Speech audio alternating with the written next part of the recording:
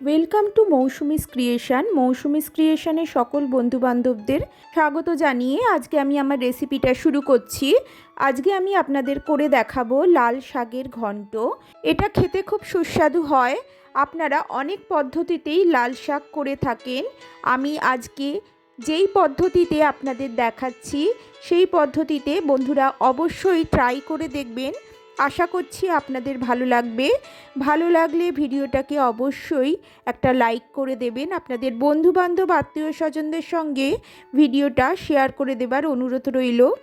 লাল শাকের ঘন্ট বানানোর জন্য প্রথমে এইভাবে লাল শাক কেটে নিয়েছি, আলু নিয়েছি এইভাবে টুকরো করে কেটে, আর বেগুন নিয়েছি এই রকম কেটে, আর আমি নিয়েছি কুমড়ো এই রকম টুকরো করে কেটে নিয়েছি। সবজি হিসেবে আমাদের এই কটাই লাগছে। আর নিয়েছি আমি বিউলির ডালের বড়ি।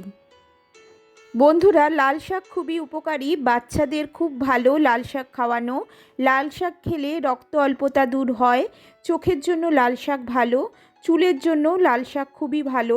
অবশ্যই বাচ্চাদের লাল শাক এইভাবে করে খাওয়াবেন, আপনারা ভালো লাগবে। অবশ্যই বাড়িতে এইভাবে একবার ট্রাই করবেন বন্ধুরা।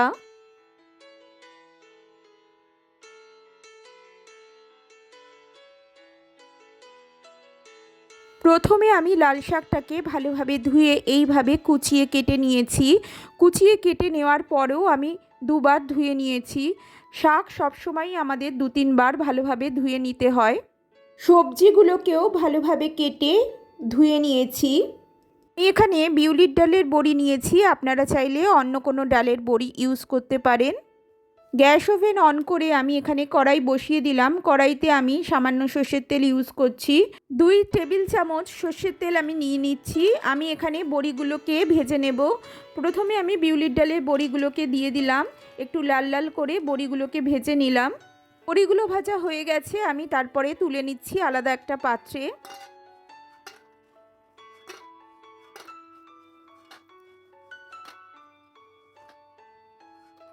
এরপর ওই একই তেলে আমি দিয়ে দিচ্ছি 5 ফোড়ন 1 টিস্পুন, আর দিচ্ছি একটা গোটা শুকনো লঙ্কাকে এইভাবে চিড়ে। ফোড়নটা থেকে খুব সুন্দর গন্ধ বেরোলে বুঝবেন ফোড়নটা হয়ে গেছে। সেই সময় আমি সবজিগুলো দিয়ে দেব। আমি এখানে প্রথমে বেগুনের টুকরোগুলোকে দিয়ে দিচ্ছি। 1-2 মিনিট পর আমি দিচ্ছি কুমড়ো। আমি কুমড়োগুলোকে দিয়েও ভালোভাবে একটু ভেজে নেব।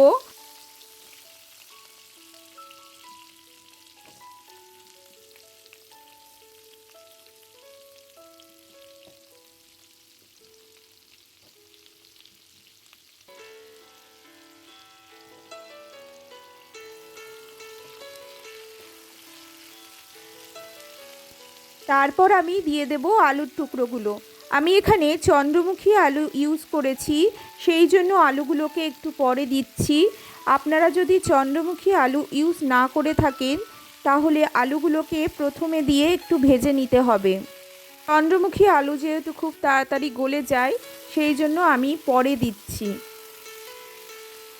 সবজিগুলোকে একটু ভালোভাবে ধৈর্য নিয়ে ভেজে নেবেন। আমি এখানে ঢাকা চাপা দিয়ে দিচ্ছি যাতে আমাদের সবজিগুলো ভালোভাবে সেদ্ধ হয়।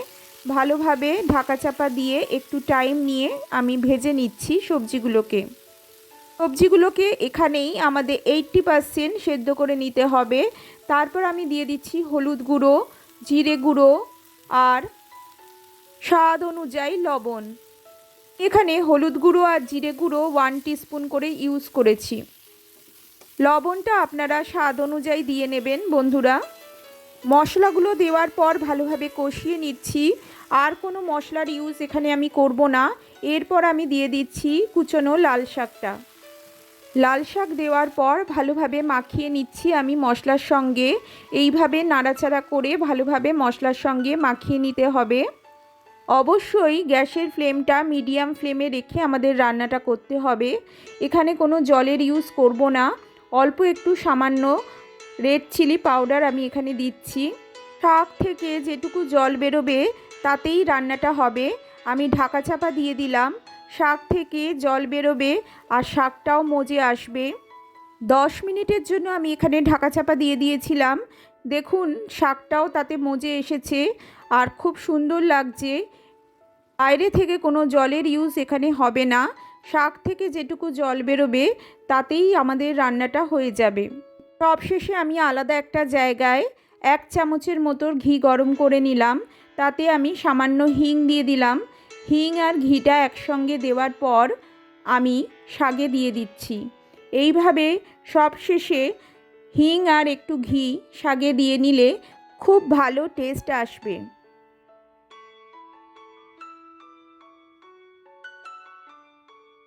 এরপর আমি ভালো করে নাড়িয়ে চাড়িয়ে মিশিয়ে দিলাম। তারপর সবশেষে আমি বড়ি অ্যাড করে দিলাম। আমি আলাদা পাত্রে ভেজে রেখেছিলাম বড়িগুলোকে একটু হাত দিয়ে ভেঙে নিলাম।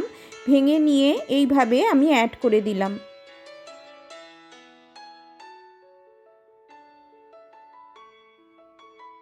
আবারও ভালোভাবে নাড়িয়ে চাড়িয়ে নিলাম। এরপর আমি দিয়ে দিলাম সামান্য একটু চিনি। আমি এখানে 1 টিস্পুন চিনি অ্যাড করছি। ঘন্ট একটু মিষ্টি হলে ভালো হয়। একটু নাড়াচাড়া করে নিলাম আর একটু ঘেঁটে দিলাম। ঘন্ট একটু ঘাটা ঘাটা হলে ভালো হয়। আমার আজকের রেসিপি লাল শাকের ঘন্ট একদম রেডি হয়ে গেছে। আমি একটা সার্ভিং ডিশে এটাকে তুলে নিচ্ছি।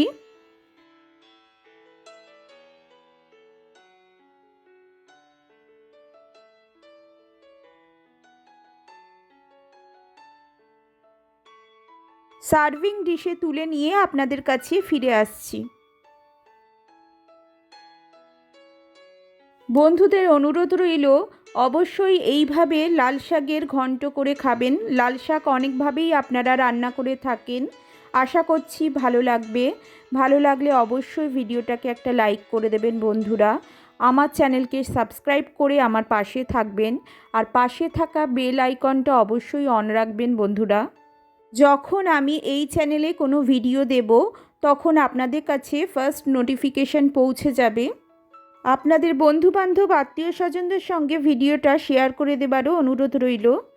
ঘন্ট বাঙালির খুবই প্রিয়। এইভাবে অবশ্যই একবার বন্ধুরা লাল শাকের ঘন্টটা রান্না করে দেখবেন। আশা করছি আপনাদের খুব খুব ভালো লাগবে। আজকের মতো এখানেই শেষ করছি আমার ভিডিও। ভালো থাকবেন, সুস্থ থাকবেন বন্ধুরা। আবার দেখা হবে অন্য কোনো ভিডিওতে অন্য কোনো দিন।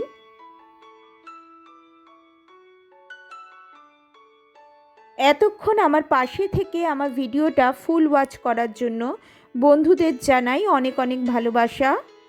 Thank you.